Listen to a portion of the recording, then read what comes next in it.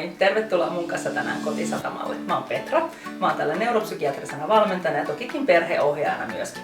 Mä itse tykkään työskennellä psykofyysisen psykoterapian viitekehyksestä ja mulla on taustalla myöskin sensomotorisen kuntoutuksen opintoja. Ja mä tykkään mun valmennuksessa, joka on ratkaisukeskeistä, niin lähestyä asioita sitä kautta, että meidän kehon kautta me voidaan ottaa meidän mieltä, meidän kehon kautta me voidaan tietää, mitä meidän mielessä tapahtuu ja meidän mielen kautta me voidaan tehdä asioita myöskin meidän keholle ja sitä kautta muokata itsemme ja ympäristöä vähän toisenlaiseksi.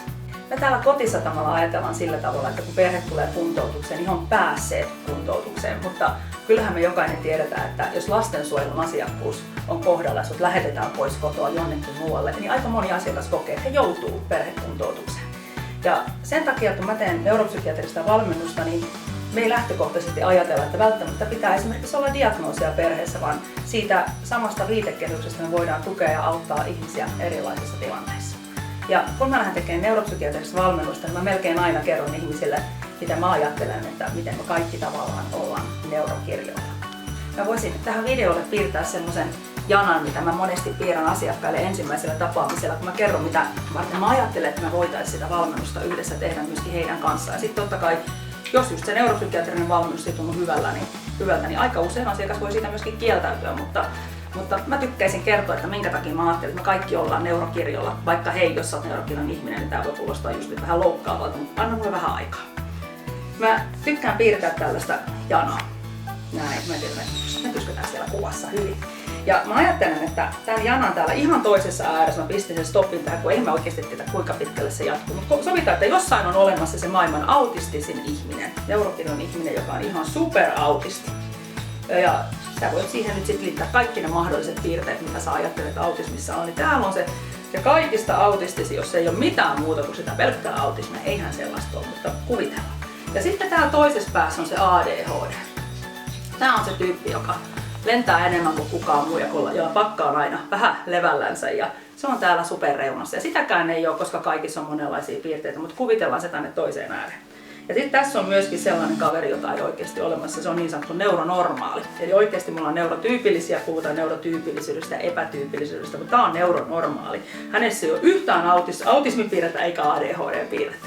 Ja tätäkään ihmistä ei oikeasti ole olemassa. Ja tällä kirjolla, neurokirjolla me kaikki jossain kohtaa ollaan, ja jossain täällä aika kaukana menee niin sanottu diagnostinen raja. Eli sellaiset ihmiset, joilla kaikkia näitä piirteitä on koko ajan niin paljon, että se selkeästi vaikuttaa vahvasti elämään, niin he voi saada diagnoosin, joko autismi tai ADHD tai sekä että. Mutta ihan tavallisetkin ihmiset, eli ne neurotyypilliset, niin ne on jossain täällä eri kohdissa tätä janaa.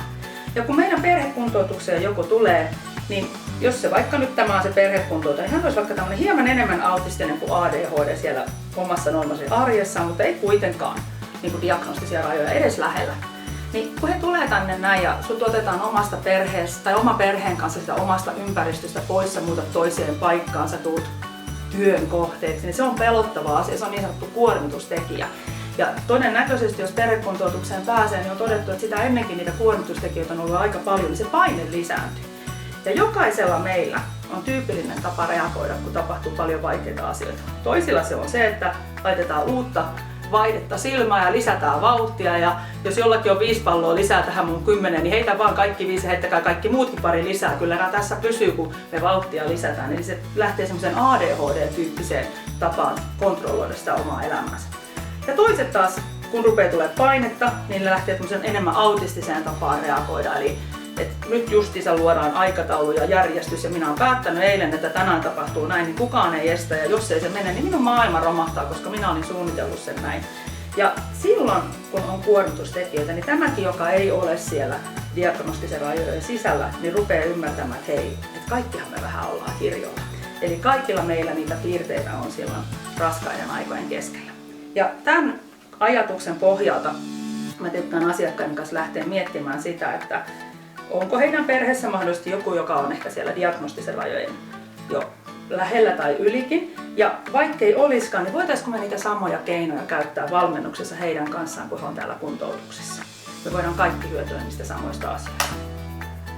Mä oon tämmönen aika vanha valmentaja, joka on lähempänä 100 syntymää ja mun elämässä semmonen asia, mitä mä oon oppinut tosi monta asiaa, mitkä ei toimi.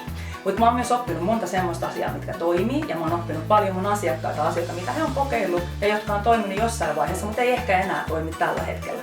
Ja mä uskon, että kun joku teistä sieltä tulee meille tänne perhekuntoutukseen, niin tekin olette löytäneet tosi monta keinoa, jotka toimii, tosi monta keinoa, jotka toimii joskus, mutta ei toimi enää, ja kokeillut ihan hirveän kasan ammattilaisiin tuppaamia asioita, mitkä on ollut se, että ei tää todellakaan toimi.